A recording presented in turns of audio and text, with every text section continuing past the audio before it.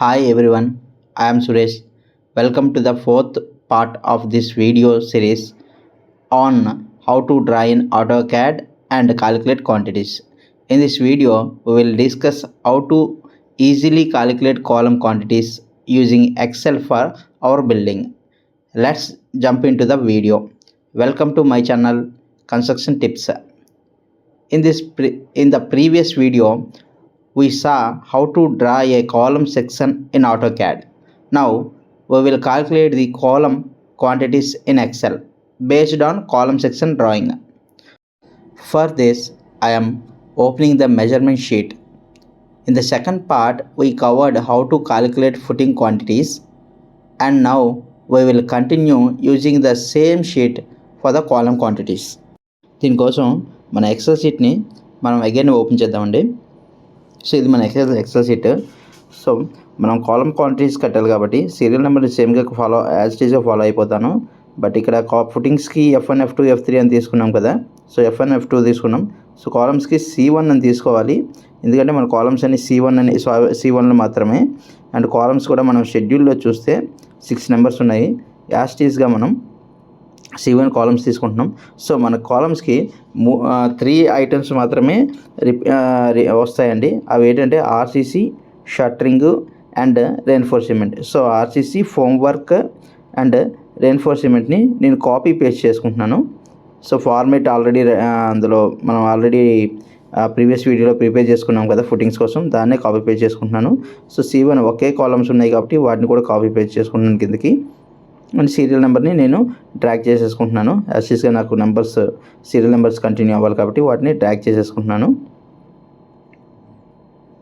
So serial number కూడా drag అయిపోయినాయి. ఇప్పుడు 1 by 1 క్వాంటిటీస్ మనం క్యాలిక్యులేట్ చేసేస్తే మనకి నెంబర్స్లోకి వెళ్తే మనకి నెంబర్ ఆఫ్ స్ట్రక్చర్స్ ఒకటే కాబట్టి ఒకటే పెడతామండి. 2 బిల్డింగ్స్ ఉంటే 2ని మార్చవచ్చు. సో పక్కన వచ్చేసి నెంబర్ ఆఫ్ కాలమ్స్ మన డ్రాయింగ్లో చూస్తే మనకి 6 ఉన్నాయి. సో దాన్ని 6 చేశాను నేను. అండ్ ఈ ఫుటింగ్ కాలమ్ యొక్క సైజు మనకి 450 by 300 కదండి. సో ఈ పెరిమీటర్ని మనం ఫామ్ వర్క్కి వాడతాము. బట్ మన కాంక్రీట్కి వచ్చేసరికి వాల్యూమ్ కాబట్టి 3 మెజర్మెంట్లు కావాలి. So length 0.45 metre and width 0.3 metre and depth కావాలి. డెప్త్ కోసం ఒకసారి డ్రాయింగ్లోకి వెళ్తామండి మళ్ళీ. సో డెప్త్ కోసం మన సెక్షన్ డ్రాయింగ్ చూస్తే ఇందులో కాలమ్ టాప్ నుంచి FGL వరకు మనం మెన్షన్ చేసింది 4.675 మీటర్ కదా. సో ఈ 4.675 మీటర్ ప్లస్ ఫుటింగ్ టాప్కి FGL నుంచి ఫుటింగ్ టాప్కి 950 mm ఉంది ఇక్కడ. సో 4.675 ప్లస్ 950 mm యాడ్ చేయాలి మనం. సో అగైన్ మన ఎక్సెల్ షీట్లోకి వెళ్ళిపోతున్నాం. ఈ డెప్త్లో is equal 4.675 plus 0.95 metre.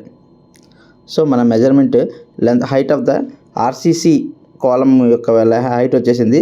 And యాసిస్గా మనకి వాల్యూమ్ కూడా వచ్చేసింది 4.62 మీటర్. అండ్ ఫామ్ వర్క్లో మనకి నెంబర్ ఆఫ్ స్ట్రక్చర్స్ ఒకటే, కాలమ్స్ 6 ఉంటాయి. అండ్ కాలమ్ యొక్క ఇక్కడ మనం షట్టరింగ్ యొక్క లెంత్ ఇవ్వాలి.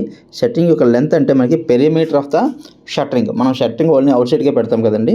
So perimeter of the shuttering దాన్ని నేను ఏం చేస్తానంటే ఒక 450 ఒక 300ని యాడ్ చేస్తాను. అంటే ఒక L షేప్ని యాడ్ చేస్తున్నాను. దానికి మల్టిప్లై బై ద 2 అంటే 2 టైమ్స్ దానికి అంటే 2 టైమ్స్ యాడ్ చేస్తున్నాను. అంటే మనకి పెరిమీటర్ మొత్తం వచ్చేస్తుందండి. అంటే 450 2 టైమ్స్ వస్తుంది. యాక్చువల్గా 300 కూడా 2 టైమ్స్ వచ్చేస్తుంది. పెరిమీటర్ వచ్చేస్తుంది. సో మన కాలమ్ యొక్క పెరిమీటర్ 1.5 మీటర్ వచ్చింది. మనం డ్రాయింగ్లో చూసుకున్నట్లయితే సెక్షన్లో మన షెడ్యూల్లో ఇది పెరిమీటర్ అండి.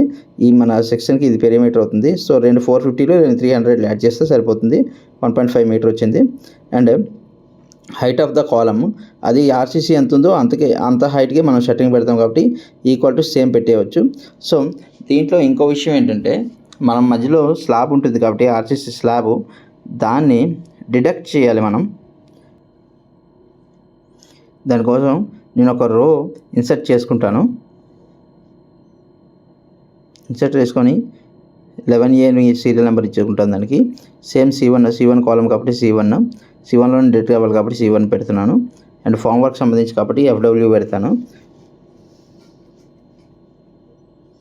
అండ్ నెంబర్స్ ఇక్కడ -1 పెడతానండి, డిడక్ట్ అవ్వాలి కాబట్టి -1. కాలమ్స్ 6 నెంబర్స్ కూడా డిడక్ట్ అవ్వాలి కాబట్టి 6 వేస్తాను పక్కన.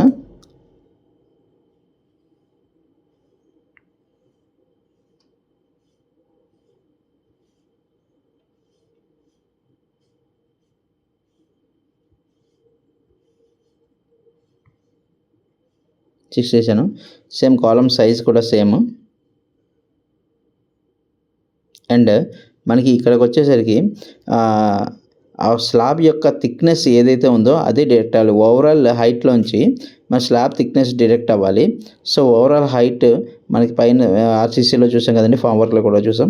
సో ఇక్కడ థిక్నెస్ ఆఫ్ స్లాబ్ 125 mm కాబట్టి 125 mmని మనం మెన్షన్ చేస్తాము. దాన్ని మాత్రమే డిడక్ట్ చేస్తాము. అంటే 6 కాలమ్స్కి ఆ స్లాబ్ ఎక్కడైతే ఇంటర్సెక్ట్ అవుతుందో ఆ ఏరియా డిడక్ట్ అయిపోతుంది. సో ఇలాగైనా చేయొచ్చు. ఇక టోటల్ చూసుకుంటే మనకు వచ్చింది. ఎలాగైనా చేయొచ్చు. ఆర్ఎల్స్ మనం డైరెక్ట్గా అంటే ఈ రోని తీసేసాం చూడండి. ఇప్పుడు డైరెక్ట్గా మన కాలమ్ హైట్లోనే స్లాబ్ యొక్క థిక్నెస్ మైనస్ చేసేస్తాను 0.125. ఎలా అయినా చేయొచ్చు. ఏది మీకు ఈజీగా ఉంటే అలా క్యాలిక్యులేట్ చేసుకోండి. అండ్ ఇది అయిపోయింది కదా. అన్నిటికంటే కొంచెం క్రిటికల్ వచ్చిన వాళ్ళకి చాలా ఈజీగా ఉంటుంది. ఆ రెయిన్ఫోర్స్మెంట్, స్టీల్ రెయిన్ఫోర్స్మెంట్. దీనికి ఆల్ బోర్డర్స్ అయితే పెట్టేశాను. స్టీల్ రెయిన్ఫోర్స్మెంట్ అండి, అన్నిటికన్నా కొంచెం డిఫికల్టీ, బట్ వచ్చిన వాళ్ళకి చాలా ఈజీ. సో దీన్ని నేను ఏం చేస్తానంటే ఈ కాలమ్స్ కోసం మనం ఆల్రెడీ ఒక ఫార్మేట్స్ అయితే చేసుకున్నామండి. ఫుటింగ్స్కి, కాలమ్స్కి అన్నిటికీ నేనైతే ఫార్మేట్ చేసుకున్నాను. ఆ ఫార్మేట్ ఈజీగా ఉంటుందనేసి సో ఆ ఫార్మేట్ని నేను ఓపెన్ చేస్తున్నాను. మీకు ఎక్స్ప్లెయిన్ చేస్తూ ఆ ఫార్మేట్లో నేను వాల్యూస్ వేస్తాను. ఆటోమేటిక్గా మన స్టీల్ రెయిన్ఫోర్స్మెంట్ యొక్క క్వాంటిటీ అయితే వచ్చేస్తుంది. సో ఇక్కడ ఇది ఒక కొత్త షీట్ అండి. బీబీఎస్ అనే షీట్ తయారు చేసుకున్నాను. నేను ఒక ఎక్సెల్ బుక్ తీసుకున్నాను, దాంట్లో కాలమ్స్ ఉంది. సో నేనేం చేస్తానంటే దీన్ని ఇక్కడ నుంచి ఈ ఒక్క కాలం యొక్క డీటెయిలే మనకు కావాలి కాబట్టి కాలం యొక్క ఈ ఒక్క సింగిల్ షీట్ని తీసుకెళ్ళి మన మెజర్మెంట్ బుక్లో పెట్టేసుకుంటాను. ఏం చేస్తానంటే ఇప్పుడు ఈ కాలము ఈ యొక్క షీట్ని తీసుకెళ్ళి మన మెజర్మెంట్ షీట్లోకి మూవ్ చేసుకుంటున్నాను. అంటే కాపీ చేసుకుంటున్నాను అక్కడ ఒక షీట్ని.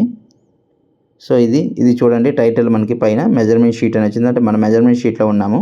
సో మనకి ఇంకా ఈ బీబీఎస్ అంత పని లేదు కాబట్టి దీన్ని క్లోజ్ చేసేస్తున్నాను, సేవ్ చేసేస్తున్నాను.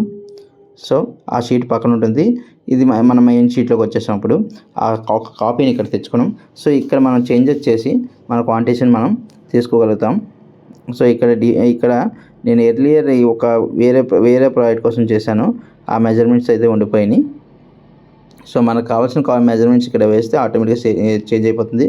సో ఆ క్వాంటిటీస్ ఇక్కడ మనం తీసుకోవాలి కాబట్టి నేనేం చేశానంటే మనకి కావాల్సిన క్వాంటిటీస్ దగ్గర ఈక్వల్ పెట్టేసి ఆ రిఫరెన్స్ అయితే ఇచ్చేసాను. ఆటోమేటిక్గా అక్కడ చేంజ్ అయితే ఇక్కడ కూడా క్వాంటిటీ చేంజ్ అయిపోతుంది. మీరు గమనించినట్లయితే ఇక్కడ ప్రస్తుతానికి 1.89 ఉంది. ఇది నా పాత వర్క్ యొక్క మెజర్మెంటు. మనం మొత్తం కాలిక్యులేషన్ చేశాక చూస్తే మనకి ఆ మెజర్మెంట్ అయితే మారిపోతుంది. సో 1 by 1 మన డ్రాయింగ్ త్రూ మన స్టీల్ యొక్క కాలిక్యులేషన్ చూద్దామండి. చాలా ఫాస్ట్గా అయిపోతుంది ఈ షీట్ ద్వారా. మీకు ఎక్స్ప్లెయిన్ చేస్తాను కాబట్టి మేబీ టైం పట్టచ్చు, బట్ వన్స్ మనం ఫాలో అయితే చాలా ఫాస్ట్ అయిపోతుందండి. సో మన కాలమ్ సైజు 300/450 కదా. సో ఇక్కడ నేను ఎల్లో 450 చేసుకుంటాను, బీలో 0.3 చేస్తాను. అండ్ ఇక్కడ చూడండి, మన కాలమ్ యొక్క హైట్ ఇవ్వాలి.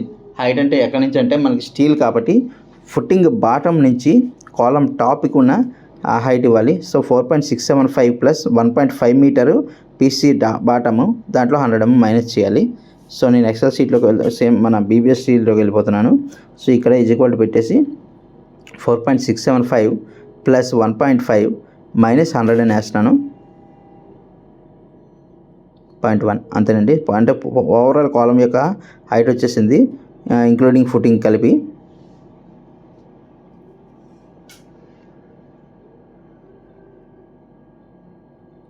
సో అది అయిపోయింది కదా. నెక్స్ట్ ల్యాప్ లెంత్ మనం ఫస్ట్ నుంచి మనం చేసే ఈ బిల్డింగ్కి 40/60 తీసుకుంటున్నాము. సో దీనికి 46 అని ఇచ్చినాను నేను, 40/60 అని పెడుతున్నాను నేను. సో ల్యాప్ లెంత్ అయిపోయింది. Lap length development length. Next మనకి ఇక్కడ కవర్స్ అండి. కవర్స్కి వచ్చేసరికి ఫుటింగ్ బాటమ్ కవర్ 50 mm కాబట్టి అలాగే వదిలేశాను. So column top cover 40 mm కదా, మార్చాను. అండ్ కాలమ్ సైడ్ కవర్ అది కూడా 40 mm కాబట్టి మార్చేసాం. Next footing bottom mat bars dia. So ఇక్కడ మనం ఈ సెక్షన్లో చూస్తే ఈ ఫుటింగ్ బాటమ్ మ్యాట్ ఉంది కదా, ఈ మ్యాట్ యొక్క బార్స్ డయామీటర్స్ అవి రెండు మైనస్ చేసి దాని మీద కాలమ్ కూర్చుంటుంది కాబట్టి ఆ రెండింటిని మైనస్ చేయాలి. సో కవర్ తర్వాత సో ఇక్కడ మనం F1 గమనించినట్లయితే 10 డయా ఉంది, అలాగే F2 కూడా 10 డయా ఉంది. సో అన్నిటికి F1 F2కి కూడా మనం ఒకే స్టీల్ మైనస్ చేస్తే సరిపోతుంది. సో 10 + 10 20 మైనస్ చేయాలి. సో ఇక్కడ నేను చూడండి ఈజ్వల్ పెట్టాను, 2 10లు ప్లస్ చేస్తాను, అంటే బాటమ్ మ్యాట్ మీద స్టీల్ కూర్చోబెడతాం కాబట్టి ఆ 2 మ్యాట్లని ఆ 2 బార్స్ని మైనస్ చేస్తున్నాను, బార్స్ యొక్క డయాని మైనస్ చేస్తున్నాను. నెక్స్ట్ బార్స్ మెయిన్ బార్స్ అండి. సో 1 బార్ అని బార్ 1 అని తీసుకున్నాను. సో ఇక్కడ మన సెక్షన్లో దీనికి షెడ్యూల్లోకి వెళ్తే 4 నెంబర్స్ 20 డయా ఉంది, 4 నెంబర్స్ 16 డయా ఉంది. సో నేనేం చేస్తున్నానంటే 4 నెంబర్స్ 20 డయా ఉంది కదా, దాన్ని బార్ 1 తీసుకుంటున్నాను. 4 నెంబర్స్ 16 ఉంది కదా, బార్ 2 అని తీసుకుంటున్నాను. తర్వాత రింగ్ ఏమో 8 mm డయా 200 స్పేసింగ్ ఇచ్చారు. సో ఇక్కడ చూస్తే నేను 20 చేస్తున్నాను దీన్ని, అండ్ 4 నెంబర్స్, అది 16 సెకండ్ బారు 4 నెంబర్స్, అండ్ బాటంలో ఎల్ అండి, బాటంలో ఎల్ అంటే ఒక బార్ మనం తీసుకుంటే బాటంలో ఎల్ ఇస్తారు. కొన్ని సందర్భాల్లో మనకి మెన్షన్ చేస్తారు ఎల్. మన సెక్షన్లో చూస్తే ఇక్కడ చూడండి 300 mm మెన్షన్ చేసింది కాబట్టి మనం డైరెక్ట్గా 300 తీసుకుంటాం. సమ్ టైమ్స్లో ఏంటంటే వాళ్ళు మెన్షన్ చేయరు, అప్పుడు డెవలప్మెంట్ లెంత్కి వెళ్తాం. సో డెవలప్మెంట్ లెంత్ అంటే ఏం లేదు, మనం 46 LD అనుకున్నాం కదా, సో 46 × D ఆ వచ్చే మెజర్మెంట్ని ఫుటింగ్ టాప్ నుంచి బెండ్ వరకు తీసుకోవాలి. సో ఇక్కడ నీ ఫామ్లో ఆటోమేటిక్గా వేసేసాను. ఇక సపోజ్ చూడండి 300 తీసేస్తున్నాను, నేను తీసేసి మీకు చూపించడానికి తీసాను, మళ్ళీ పెట్టేస్తానండి. ఆ డెవలప్మెంట్ లెంత్ మొత్తం తీసుకుంటుంది ఆటోమేటిక్ క్యాలిక్యులేషన్లో మీరు చూస్తే. సో ఇక్కడ నేను చూడండి అక్కడ 0 చేస్తాను, 300ని 0 చేస్తాను. 0 చేసాను చూడండి. ఇక్కడ చూస్తే ఎల్ షేప్లో మనకి ఆటోమేటిక్గా 0.54 అని వచ్చేసింది. అక్కడ 0 పెడితే 54 వచ్చింది, అంటే ఏం మనం ఎంట్రీ ఇవ్వకపోతే ఆటోమేటిక్గా అది 54 తీసేసుకుంటుంది.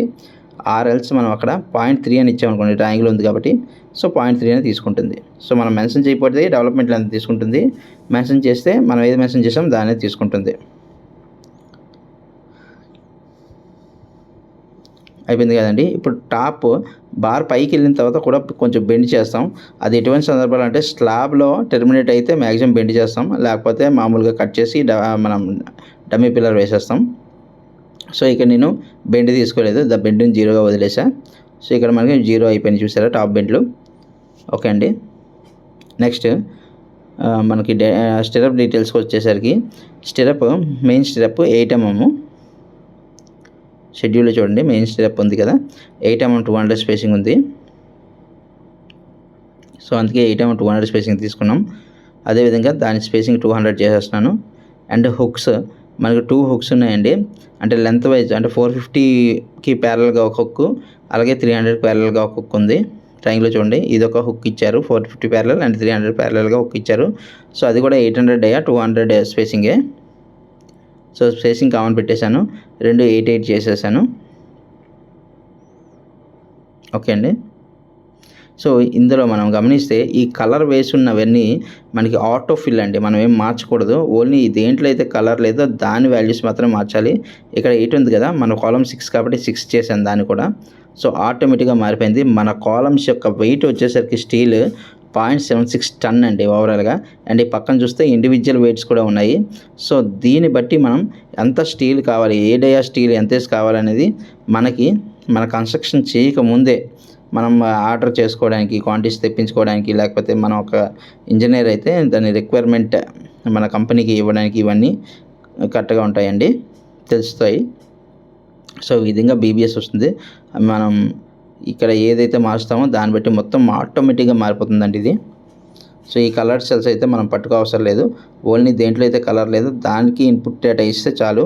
ఇక్కడ మీరు గమనిస్తే స్టార్టింగ్లో 1.86 ఉండేది, ఇప్పుడు ఆటోమేటిక్గా 0.76 వచ్చేసింది. సో మొత్తం డేటా అంతా ఆటోమేటిక్గా మారిపోతుందండి. రెఫరెన్స్ ఇచ్చాం కాబట్టి అక్కడి నుంచి తీసేసుకుంది ఆ సెల్ నుంచి. ఈ వీడియోలో కాలమ్ యొక్క క్వాంటిటీస్ ఎలా క్యాలిక్యులేట్ చేసేయాలో చూసాం కదండి. నెక్స్ట్ వీడియోలో ప్లింత్ బీమ్ యొక్క క్వాంటిటీస్ ఎలా క్యాలిక్యులేట్ చేయాలో చూద్దాం. ఈ వీడియో మీకు నచ్చినట్లయితే సబ్స్క్రైబ్ చేసి లైక్ చేయండి, వీలైతే మీ ఫ్రెండ్స్కి షేర్ చేయండి. Thank you very much. Next వీడియోలో మళ్ళీ కలుద్దాం.